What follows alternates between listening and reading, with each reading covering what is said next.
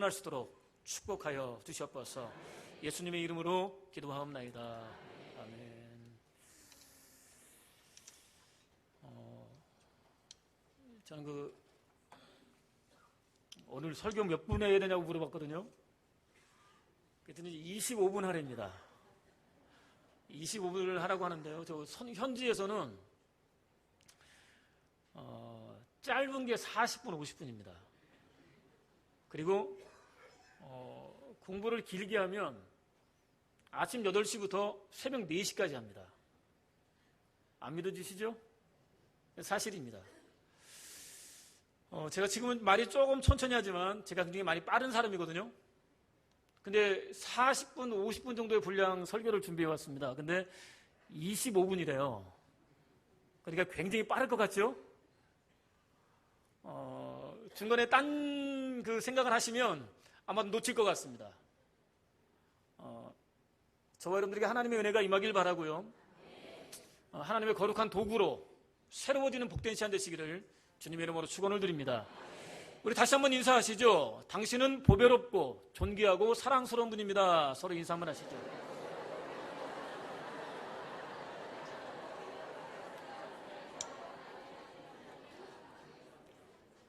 제가 10년 만에 우리 교단 강단에 서는 것 같습니다.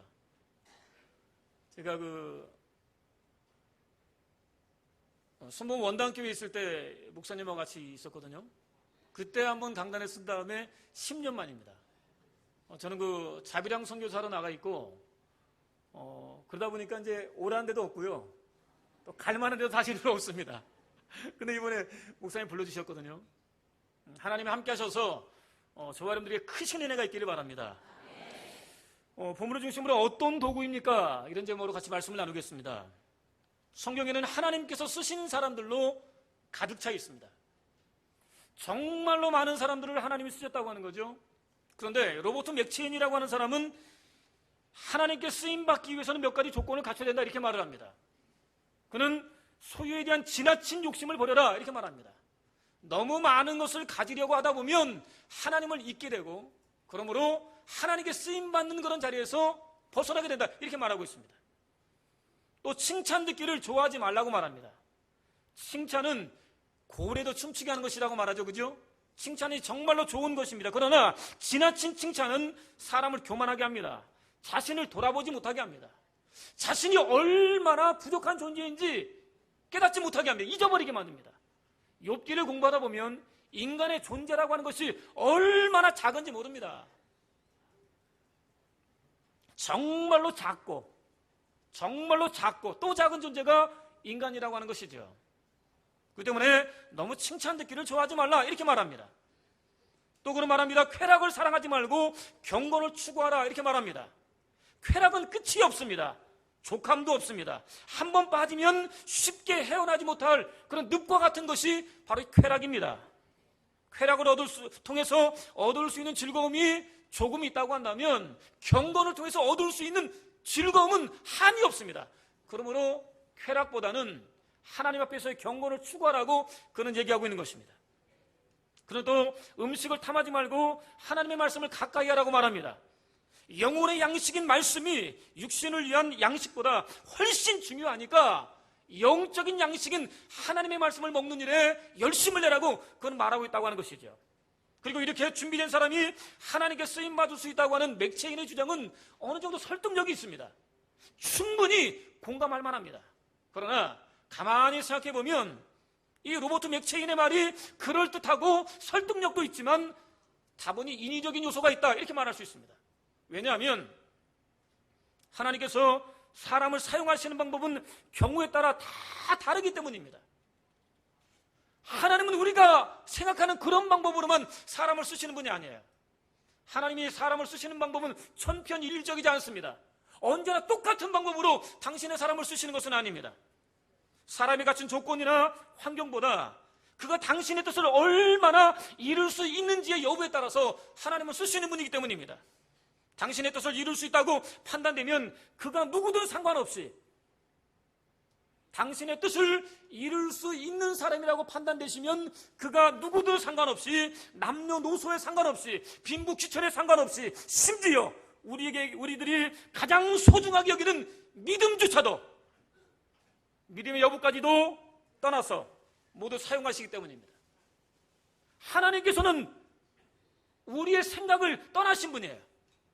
우리의 생각 속에 갇히시는 그런 분이 아니시라고 하는 것이죠. 하나님은 당신의 뜻을 이룰 수 있다고 한다면 모든 상황, 환경, 조건을 초월해서 사람을 쓰시는 분이라고 하는 겁니다. 실제로 하나님께서 선지자 예레미야를 통해서 바벨론에 멸망한 남유다가 70년 동안 바벨론 왕을 섬길 것이라고 그렇게 말씀하셨습니다.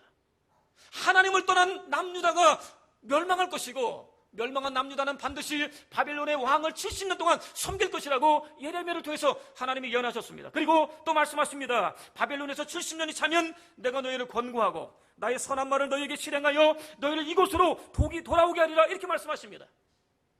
바벨론에 의해서 멸망당하고 70년 동안 바벨론을 섬긴 남유다를 다시 70년이 지나고 나면 예루살렘으로 돌아오게 하셨다고 하나님이 친히 선지자 예레미야를 통해서 예언하신 것입니다.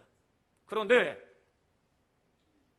스가랴 1장, 에스라 1장 1절 상반절에 이렇게 말씀합니다. 바사왕 고레스 원년에 여호와께서 예레미야 입으로 하신 말씀을 응하게 하시려고 바사왕 고레스의 마음을 감동시키시며, 이렇게 말씀합니다. 드디어 70년의 세월이 거의 차가는 것입니다. 그런 상황 속에서 하나님이 바사왕 고레스의 마음을 감동시켰다고 성경은 말씀하고 있습니다. 예레미야를 통해서 예언하셨던 내용을 이루시기 위해서 바사왕 고레스의 마음을 감동시키셨다고 말씀하고 있는 거예요. 그런데 개역 성경은 주상이라고 번역하고 있는 그런 오벨리스크가 있습니다. 이것은 방첨탑을 말합니다. 바벨론 종교의 상징을 말하는 것입니다. 고레스는 바로 그 태양신을 숭배하는 바사의 왕이었다고 하는 거예요. 바사의 왕이 하나님을 섬기는 하나님의 사람이 아니라 태양신을 숭배하는 우상 숭배자였다고 하는 것입니다. 이방인이었다고 하는 것입니다. 하나님과는 전혀 상관없는 이방인, 우상 숭배자, 그가 바로 바사의 고레스 왕이라고 하는 거예요. 그런데 하나님께서는 당신이 원하시는 뜻을 이루시기 위해서 우상 숭배자인 이 바사의 제사장격인 고레스의 마음을 감동시키셨다고 성경은 말씀하고 있는 것입니다. 헬리나우에는 말합니다. 하나님께서는 별 볼일 없는 사람일지라도 아주 특별하게 고쳐서 쓰신다. 이것이 그분의 할 일이시기 때문이다, 이렇게 말합니다. 하나님은 모든 사람들을 당신의 뜻을 이루시는 도구로 사용하시는데 그 뜻을 이루기에 합당한 능력을 가진 사람으로 바꾸어서 고쳐서 쓰신다고 헬리나우에는 말하고 있는 거예요. 그리고 중요한 사실이 있습니다. 오늘 저와 여러분 역시 하나님의 도구라고 하는 것입니다. 우리 역시 하나님이 쓰시기를 원하시는 하나님의 도구라고 하는 것입니다. 중요한 것은 오늘 우리는 과연 하나님의 어떤 뜻을 이루기 위한 도구로 쓰임받고 있는가 하는 거예요. 오늘 저와 여러분은 하나님의 도구로 쓰임받기를 원하는데 과연 우리의 실상은 하나님의 어떤 도구로 쓰임받고 있는가 하는 것입니다. 성경 말합니다. 무릇 지혜로운 여인은 그 집을 세우되 미련한 여인은 자기 손으로 그것을 헌다, 이렇게 말씀합니다. 세상에는 세우는 사람이 있는가 하면 허무는 사람이 있습니다. 살리는 사람이 있는가 하면 죽이는 사람이 있습니다. 하나님의 영광을 추구하는 사람이 있는가 하면 자신의 영광을 추구하는 사람이 있습니다. 나라와 민족과 교회와 가정을 세우는 사람이 있는가 하면 허무는 사람이 있습니다. 그렇다면 오늘 저와 여러분은 과연 어떤 사람인가 하는 것입니다.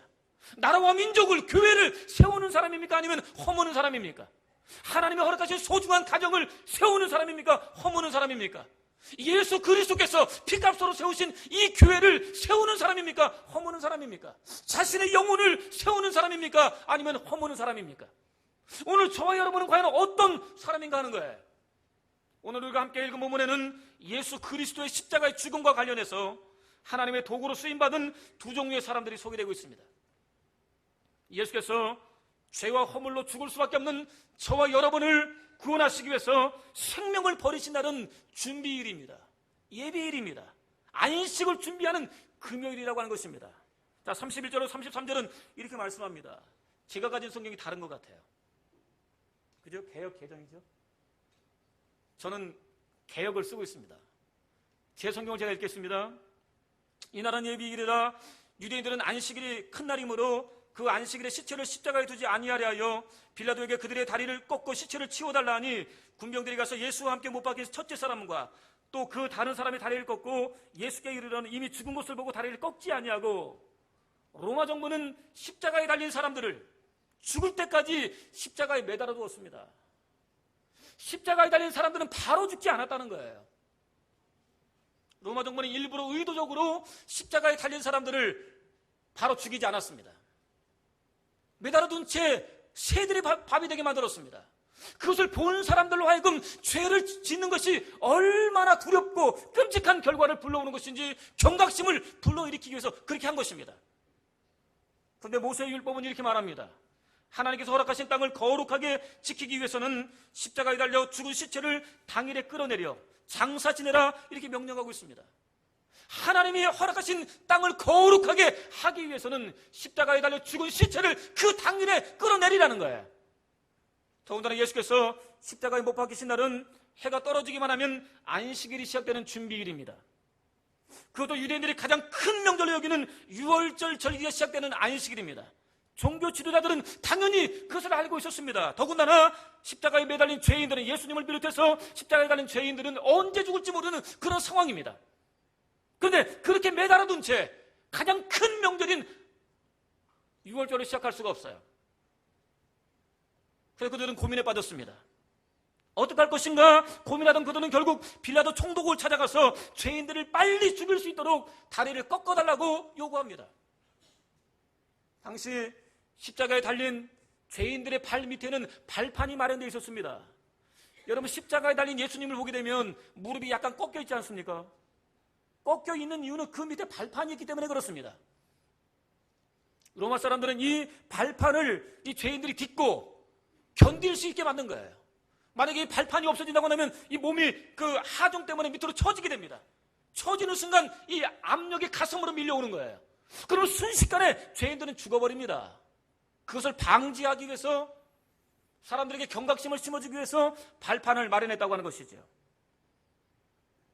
그런데 죄인들의 다리를 꺾을 때 사용되는 도구는 무지막지한 쇠망치입니다. 쇠몽둥입니다.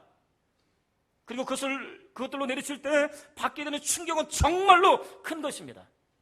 죽음을 재촉하고도 남을 만큼 고통스러운 고통이 임한다고 하는 것이죠. 그럼에도 불구하고 주님의 시신으로 인해서 자기 땅이 더러워지는 것을 원치 않았던 유대인들은 그 무지막지한 쇠망치로 몽둥이들을 해서라도 주님의 죽음을 재촉해달라고 요구했던 겁니다.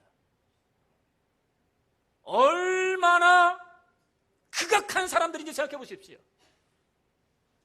얼마나 무자비한 사람들인지 한번 생각해 보십시오. 그들은 소위 종교 지도자들입니다. 누구보다 거룩하다고 하는 사람들입니다. 하나님을 잘 섬기고 있다고 하는 그런 사람들입니다. 그런 사람들이 십자가에 달린 죄인들을, 땅을 거룩하게 해야 된다고 하는 그런 미명하에 십자가에 달린 그런 죄인들을 죽여달라고 말하고 있고, 그 죽이는 도구로 쇠망치를 사용해달라고 지금 요구하고 있는 것입니다. 참으로 지독하고도 비인도적인, 비인격적인 그런 요구를 하고 있다고 하는 것이죠. 그럼 오늘 저와 여러분들은 어떻습니까? 그들과 다릅니까? 오늘 저와 여러분은 그들과 다릅니까? 예수 그리스도를 죽이기 위해서 쇠망치를 동원하고 있는 그 사람들과 저와 여러분들은 얼마나 다르냐 이거죠. 저와 여러분들은 얼마나 다릅니까? 사실 땅은 더럽고 추한 것을, 지저분한 것을 치워온다고 해서 거룩해지는 것이 아닙니다. 어떤 마음을 가진 사람이 살고 있느냐에 따라 땅은 거룩하기도 하고 그렇지 않기도 한 것입니다. 그 자리에 주인이 누구이냐에 따라서 거룩하기도 하고 그렇지 않기도 한 것입니다. 우리 지금 예배드리고 있습니다. 이 공간이 거룩해지기를 원한다고 한다면 저와 여러분들이 거룩해야 되는 거예요. 우리가 이 자리에 모인다고 해서 거룩해지는 것이 아니라 우리가 거룩한 하나님의 사람이 되어야, 하나님이 인정하시는 거룩한 사람이 되어야 이것이 거룩한 것이고, 이곳에서 드려지는 예배가 하나님 보시기에 거룩한 것이 되는 것입니다. 근데 그들은 시체를 치워달라고 말하고 있는 거예요.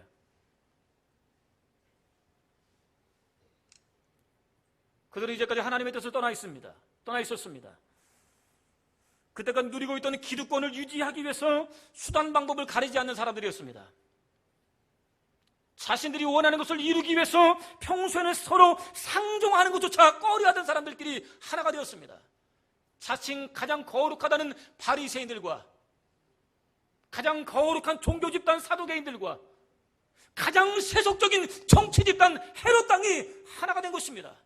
가장 거룩하다고 말하는 자칭 가장 거룩하다고 말하는 종교 집단 바리새인, 가장 세속적인 가장 거룩한 종교 집단 사두개인, 가장 세속적인 정치 집단 헤롯 땅이 하나가 된 거예요. 서로 평소에는 서로 상종조차 하지 않던 그런 사람들이 지금 하나로 마음을 모으고 있는 것입니다. 자신들이 원하는 바를 이루기 위해서 수단 방법 가리지 않고 있는 것입니다. 그들은 그렇게 모여서 죄 없는 주님을 십자가에 매달기로 결정했습니다. 주님을 모함했습니다. 사람들을 선동했습니다. 그 결과 주님은 십자가에 달리셨습니다. 그들의 땅이 더러워진 이유는 예수께서 십자가에 달려있기 때문이 아니라 아무 죄도 없는 예수 그리스도를 그들이 십자가에 못 박았기 때문인 것입니다. 이 땅이 더러운 이유는 저와 여러분들이 더럽기 때문인 것입니다. 우리가 거룩하지 못하기 때문에 이 땅이 거룩하지 않은 것입니다. 하나님의 교회가 거룩하지 못한 것은, 하나님의 교회가 영적인 영향력을 행사하지 못하는 것은 오늘 우리가 거룩하지 못하기 때문인 것입니다. 오늘 우리에게 문제가 있는 것이지 하나님에게 문제가 있는 것이 아닙니다. 우리에게 문제가 있는 것이지 교회의 문제가 아니라고 하는 거예요. 오늘 내 개인의 문제라고 하는 것입니다. 다시 말씀드립니다. 중요한 것은 공간이 아닙니다. 중요한 것은 마음입니다. 아무리 깨끗하게 정리된 공간이라 할지라도 탐욕과 불순종으로 가득 찬 마음을 가진 사람들이 모인 곳은 거룩할 수 없습니다. 그러나 아무리 초라해 보일지라도 하나님을 마음에 모시고 거룩하신 하나님의 뜻을 추구하는 사람들이 가는 곳은 어디든지 거룩합니다. 그것은 하나님이 함께 하시는 곳이고 하나님의 역사가 있는 곳입니다. 그 다음에 오늘 저와 여러분들의 마음은 무엇으로 채워져 있는가 하는 거예요. 오늘 저와 여러분들의 마음 속에는 무엇이 채워져 있는가 하는 거예요. 정말로 하나님을 사모하십니까? 오늘 정말로 하나님을 예배하기 위해서 모이신 것입니까? 아니면 자기 자신의 욕심을 위해서 이 자리에 모인 것입니까? 정말로 하나님을 위해서 이 자리에 모인 것입니까? 하나님은 우리의 마음 속에 당신이 있기를 원하십니다. 하나님은 우리에게 무엇을 요구하시는 게 아니에요. 어떤 행동을 요구하시는 분이 아니에요. 하나님은 우리에게 어떤 모습을 요구하시는 그런 분이 아니에요. 하나님은 우리의 마음을 원하십니다. 너희는 마음을 다하고 성품을 다하고 힘을 다하여 하나님을 사랑하라 말씀합니다. 마음, 성품, 힘, 그 단어를 하나씩 해석하는 것은 지극히 여자적입니다. 문자적입니다. 히브리어를 연구하다 보면 마음과 성품과 힘은 같은 말입니다. 히브리 문학에 의하면 무엇인가를 강조하기 위해서 그들은 거의 비슷한 의미를 가진 단어를 반복해서 쓰는 것입니다. 결국 마음을 다하여 주 너희 하나님을 사랑하라, 이것이에요. 하나님이 저와 여러분들에게 원하시는 것은 마음이라고 하는 것입니다. 그렇다면 오늘 저와 여러분들의 마음에는 무엇이 채워져 있는가 하는 것입니다. 유대 지도자들의 정치적인 압력을 받은 빌라도는 정치적인 결단을 합니다. 시간이 많이 없어서 설명할 수는 없습니다. 분명한 것은 빌라도의 결정은 정치적이었다고 하는 거예요. 올해 제가 49입니다. 나이 먹으면서 제가 느낀 게 뭐냐면 제가 판단하는 것이, 말하는 것이 점점 정치화되더라는 거예요. 정치적이 되더라는 거예요. 예전엔 분명하게 말했는데 지금은 이게 돌아가더라는 거예요. 넘어가더라는 거예요. 정치적이 되더라는 거예요. 빌라도 마찬가지입니다. 자신의 자리를 지키기 위해서 그는 정치적이 됩니다. 정치적인 판단을 하고 정치적인 결단을 하고 그것에 의해서 예수님의 다리를 꺾으라고 허락을 합니다. 종교 지도자들의 어떤 명령을 받은 군병들이 십자가에 달린 죄수들의 다리를 꺾기 시작합니다. 한 다리, 죄수의 다리를 꺾었겠지요? 뻥! 소리 났을 것입니다. 이 부분을 꺾는 거예요, 이 부분. 여러분, 이 부분이 쉽게 꺾이는 것 같지요? 잘 꺾이지 않습니다. 물론 넘어져 쉽게 부러지는 경우들도 있지만 절대 쉽게 부러지지 않는 부분입니다. 이 부분을 부러뜨리기 위해서는 인정사정 없이 내리치지 않으면 안 됩니다. 내리치자마자 두 죄수는 죽습니다. 재미있는 사실이 있어요. 죄수가 있고 예수님이 계시고 또 죄수가 있습니다. 저라고 한다면 어느 쪽 죄수부터 다리를 쳤든지 간에 가운데 있는 예수님도 다리를 친 다음에 이렇게 넘어갈 것 같습니다. 그러나 병사는 그렇게 하지 않습니다. 죄수의 다리를 치고 또 죄수의 다리를 친 다음에 예수님에게 왔다는 거예요. 뒤에 보게 되면 성경의 예언이다 이렇게 말합니다. 성경에 예언되어 있어요. 예수님의 다리는 꺾이지 않을 것이다. 하나님의 보호하실 것이다. 이런 예언이 있어요. 그 예언대로 예수님의 다리가 꺾이지 않았습니다. 왜? 예수님이 이미 돌아가신 상태였다고 하는 거예요. 두 죄수들을 죽이는 그런 상황 속에서 예수님이 이미 돌아가셨다고 하는 것이죠. 그런데 그 상황에서 한 병사가 예수님의 옆구리에 창을 찌릅니다. 자, 34절로 35절에 이렇게 말씀합니다. 그중 한 군병이 창으로 옆구리를 찌르니 곧 피와 물이 나오더라. 이를 본 자가 증거하였으니 그 증거가 참이라 저가 자기의 말하는 것이 참인 줄 알고 너희를 믿게 하려 함이니라 이렇게 말씀합니다. 창에 찔린 주님의 옆구리에서는 물과 피가 함께 섞여 나왔습니다. 누구나 다 상처를 당해봤을 겁니다. 그죠? 상처를 당하면 피가 흘러나오죠. 그죠? 그때 피가 흘러나오는데 그 피가 피 따로 나온 분이 있습니까? 피 따로 물 따로 나오신 분 혹시 있습니까? 절대로 그럴 수 없습니다. 오늘 본문은 말합니다. 옆구리를 찌르니 곧 피와 물이 나오더라 이렇게 말씀합니다. 그리고 이 현상에 대해서 윌리엄 스트라우드는 이렇게 말합니다. 심장의 파열은 엄청난 정신적 고뇌로 인해서 일어난다. 엄청난 정신적 고뇌, 견딜 수 없는 심령의 갈등, 이 갈등이 있으면 심장의 파열 현상이 온다는 거예요. 심장이 파열하면 즉시 사망이 찾아온다. 그리고 심장에는 심장을 돌던 피가 터져 들어간다. 이러한 파열 현상이 일어나면 혈액이 분비되어 물과 피로 분리된다. 이 경우 심낭이 팽창하여 혈청이 물과 피로 분리된 채로 가득 차 있게 된다. 이렇게 말합니다. 그리고 이 말이 사실이라고 한다면, 윌리엄 스트라우드의 말이, 의학 박사인 이 사람의 말이 사실이라고 한다면, 예수께서 왜 나의 하나님 어찌하여 나를 버리셨나이까 이렇게 통곡하시며 운명하셨는지 그 이유를 알 수 있습니다. 예수께서 십자가의 죽음은 이제까지 한 번도 경험하지 못하셨던 아버지 하나님과의 단절을 의미합니다. 십자가의 죽음은 아버지 하나님과의 단절을 의미한다고 하는 거예요. 그리고 그것이 비록 잠시 동안일지라도 예수께는 죽음보다 견디기 어려운 슬픔과 고통과 절망입니다. 아버지 하나님과 단절되는 그 순간이 정말로 짧은 순간일지라도, 분초랄지라도, 경각이랄지라도 예수 그리스도에게 있어서는 죽음보다 견디기 어려운 슬픔과 고통과 절망이에요. 사실 예수께서는 사랑하는 제자들의 배신을 묵묵히 견뎌내셨습니다. 로마 군사들의 가혹한 채찍질과 조롱까지도 고스란히 견뎌내셨습니다. 자신을 모욕하는 사람들에게 보복하지 않으셨습니다. 손과 그 발목에 배못이 박히는 순간에도 소리 지르지 않으셨습니다. 그러나 아버지 하나님께서 자신에게서 고개를 돌리시는 순간만큼은 견딜 수 없는 겁니다. 아버지 하나님께서 자신을 향했던 그 시선을 돌리시는 것만큼은 견딜 수 없다고 하는 거예요.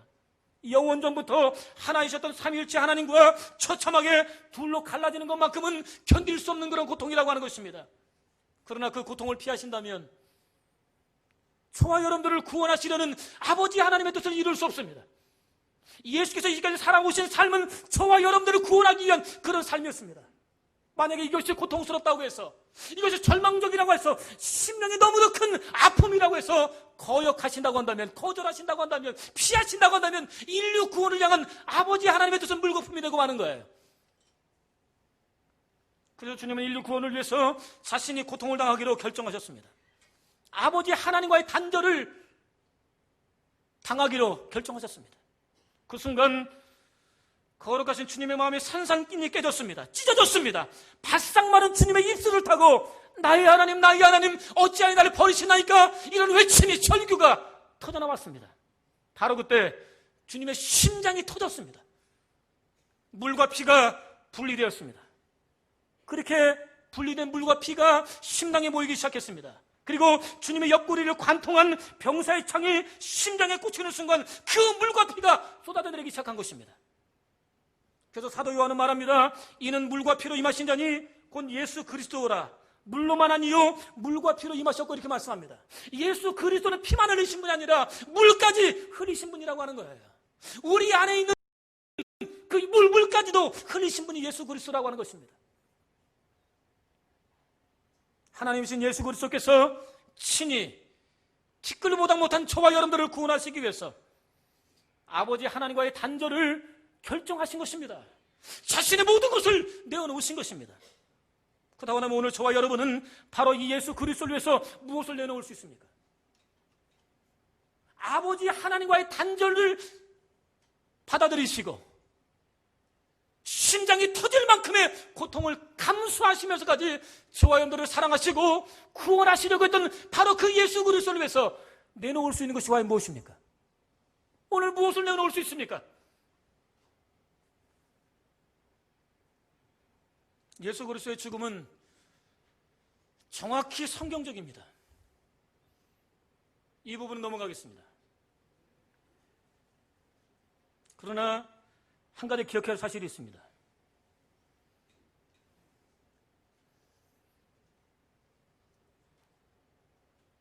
빌라도가 예수님을 내어준 것이 의도적이었던 의도적이지 않았던, 예수님의 다리를 꺾으려고 하던 병사가 순간적으로 멈췄던 것이 의도적이든 의도적이지 않았던, 예수님의 옆구리를 찌른 병사의 그 행동이 의도적이든 의도적이지 않았든,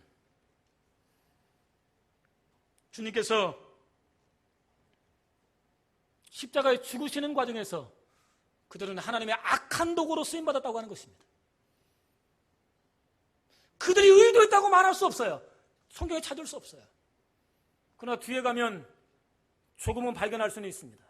어쨌든 간에 그들은 하나님의 뜻을 이루어가는, 하나님의 뜻이 이루어지는 그 과정에서 악한 도구로 쓰임받았다고 하는 것입니다.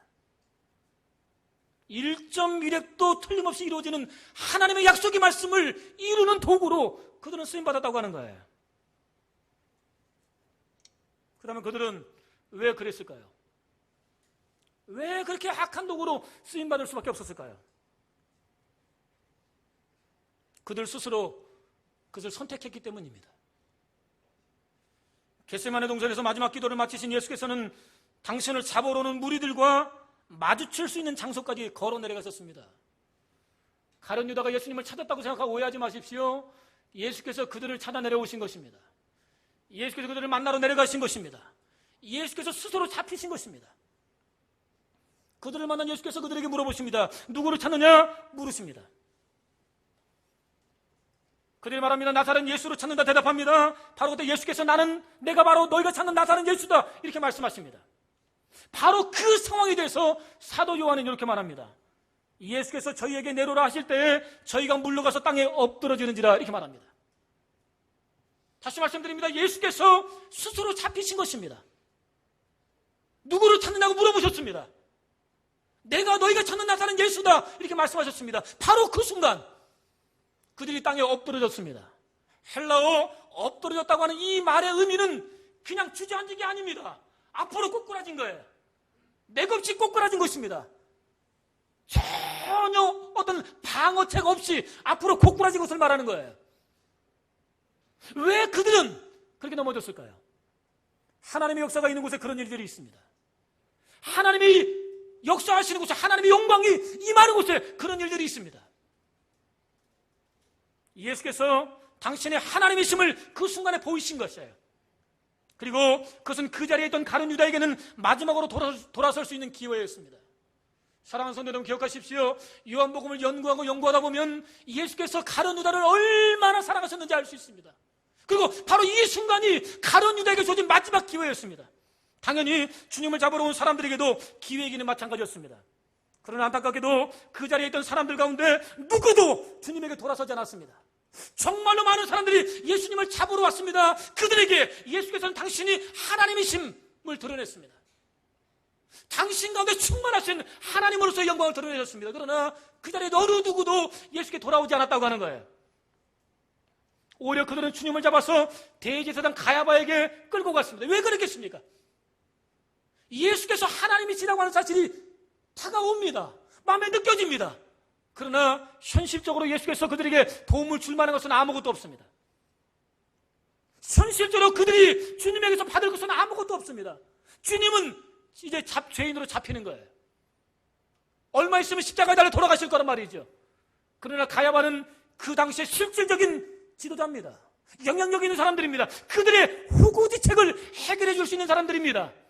가야바의 말 한마디에, 안나스의 말 한마디에 그들의 목이 잘릴 수 있단 말이에요. 예수님이 아무리 말씀하셔도 그들의 목이 잘리지 않지만 가야바와 안나스가 말하면 그들의 목이 잘리는 것입니다. 당장 직장을 잃어버리는 것입니다. 빌라도요, 정치적인 판단을 했다고 말씀하지 않았습니까? 유대 지도자들이 말합니다. 예수가 자칭 왕이라고 말하지 않았느냐? 이 로마의 왕은 시저 한 명밖에 없지 않느냐? 근데 왜 너는 가만히 있느냐? 이렇게 협박한 거예요. 빌라도도 정치적인 그런 판단을 했다고 하는 것이죠. 자신의 자리를 위해서 죄 없는, 스스로 죄 없으신 것을 확인했음에도 불구하고 그런 예수님을 십자가에 매달리고 내어놓은 것입니다. 그들 모두가 다 자신의 욕심 때문에, 자신의 목적을 위해서, 자신의 이익을 위해서, 지금 당장에 먹고 마시는 것을 위해서 예수님을 십자가에 매단 거예요. 내어준 거예요. 그렇다고 하면 오늘 저와 여러분들은 과연 어떠냐 이거죠. 자신의 이기적인 욕심 때문에 그들은 하나님의 악한 도구가 되고 말았다고 하는 거예요. 오늘 저와 여러분들은 어떻습니까? 38절 42절은 이렇게 말씀합니다. 아리마대 사람 요셉이 예수의 제자나 유대인들을 두려워하여 은유하더니 이 일 후에 빌라도로 예수의 시체를 가져가기를 구하며 빌라도가 허락하는지라 쭉 말씀합니다. 예수께서 마침내 운명하셨을 때, 성경의 예언대로 운명하셨을 때 주님의 친척이나 11 제자들 가운데 주님의 시신을 지내겠다고 찾아온 사람은 아무도 없었습니다. 그래서 끝까지 예수님의 운명을 지켜본 사도 요한도 마찬가지였습니다. 어느 누구도 예수님의 장례에 대해서 나서지 못했습니다. 바로 그때 아리마대 사람 요셉이 빌라도를 찾아가 주님의 시체를 가져가게 해달라고 부탁을 했습니다.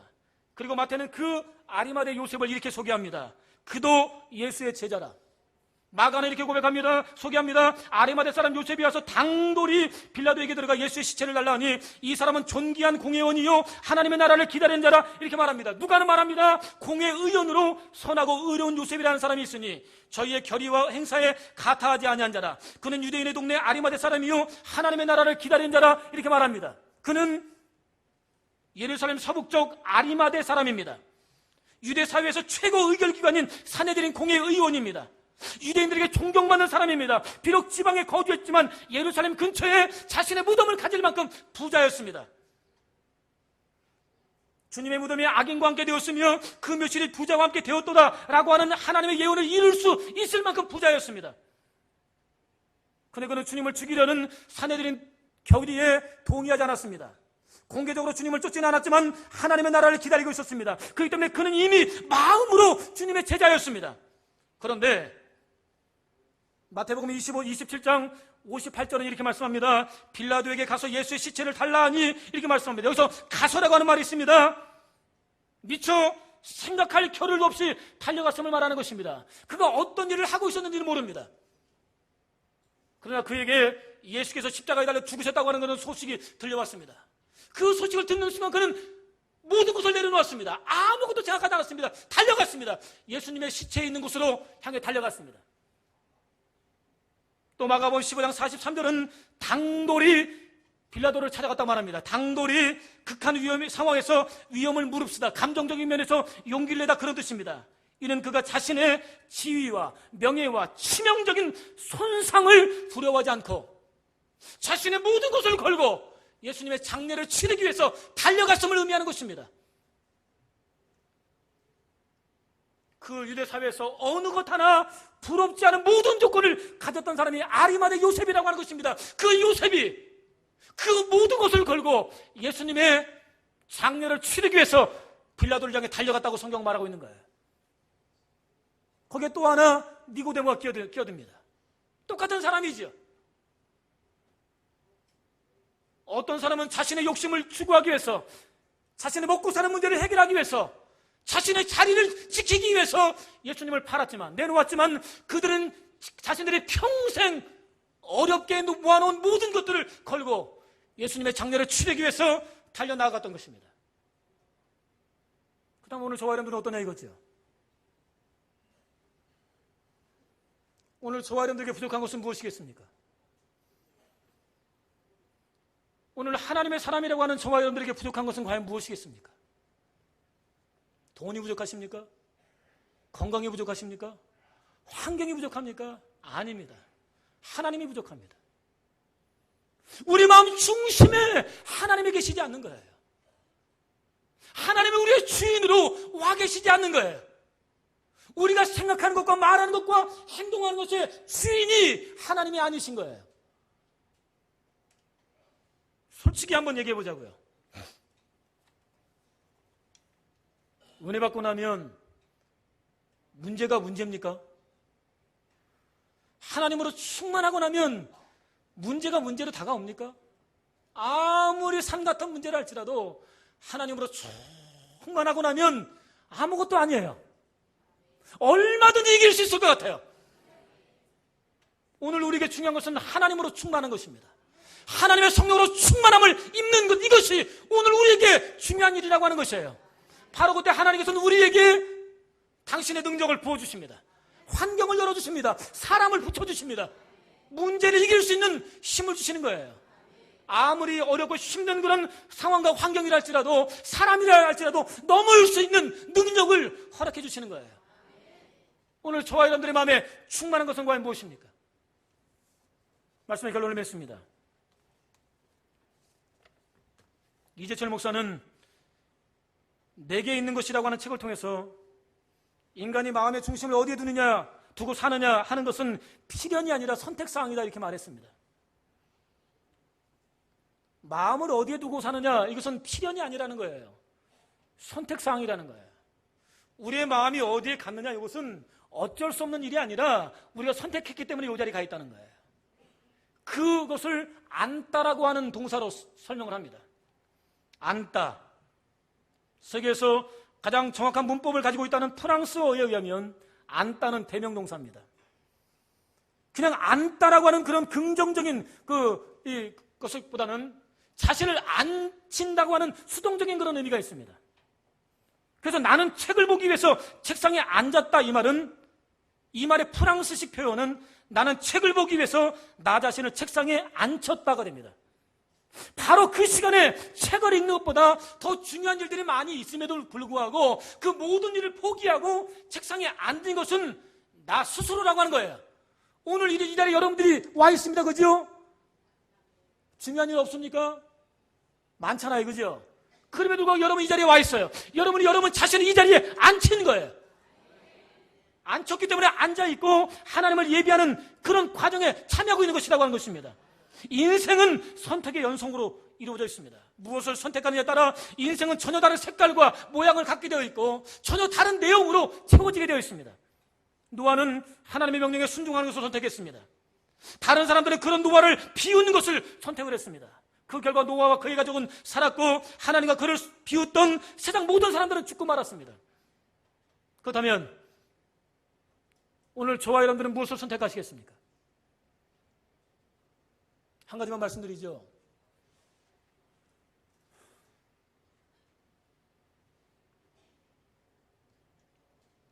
이 세상에 존재하는 모든 것, 이거는 허상입니다. 제가 이렇게 서 있지만 언젠가 하나님이 부르시면 저는 형체도 없이 사라져 버릴 거예요.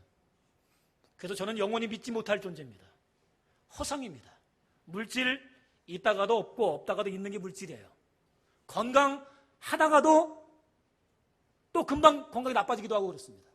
세상에 존재하는 모든 것들은 허상이에요. 허상. 우리가 의지할 만한 대상이 아닙니다. 그러나 하나님은 영원부터 영원까지 한결같은 분이십니다. 그 하나님의 도구가 되려고 하는 사람이 위대한 인생을 살아갈 수 있는 거예요. 이제 우리 차례입니다. 결정하십시오. 무엇을 선택하시겠습니까? 오늘 이 아침에 하나님 한 분만을 선택하기로 결정하는 저와 여러분 되시기를 주님의 이름으로 축원을 드립니다. 기도하시겠습니다. 이제는 말씀을 생각하면서 기도하겠습니다. 하나님을 선택하지 못한 것을 용서하여 주시옵소서. 하나님 한 분만을 의지하지 못한 것을 용서하여 주시옵소서. 하나님을 찬양하지 못한 것을 용서하여 주시옵소서. 하나님의 충만함을 원하지 않은 것을 용서하여 주시옵소서. 이제 성령 안에서 하나님으로 충만한 능력 있는 삶을 살게 하시옵소서. 간절한 마음으로 기도하겠습니다. 살아계신 아버지 하나님, 은혜와 사랑을 감사합니다. 전능하신 하나님 감사를 드립니다. 하나님 있게 하신 목사님을 통하여서 아버지 하나님 진리의 말씀을 우리 가운데 인도하심을 감사합니다. 보혜사 성령님 주의 은혜가 넘쳐나는 귀한 시간